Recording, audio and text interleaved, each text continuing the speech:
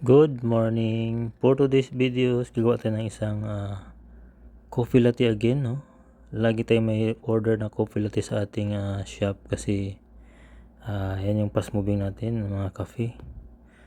So yan guys, no, ang ating coffee, isang latte ang order ngayon. Meron tayo dyan, ginawa natin ngayon. At nilagyan natin ng magandang design para at least matuwa yung ating customers at solid ang kanyang pagkape, no, pagkape niya.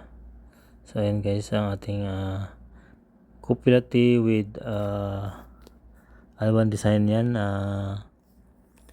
Ethiopian goat. So ayan guys, Ethiopian goat pala yung ginawa natin dyan. So tingnan nyo lang pagtapos yan ang ating Ethiopian goat na design sa coffee latte natin.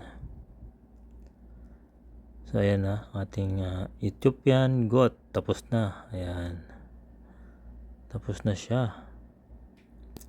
So yan guys, ang ating coffee latte tapos na, ready to serve na sa ating customer. So yan guys, ang ating design. So thank you for watching.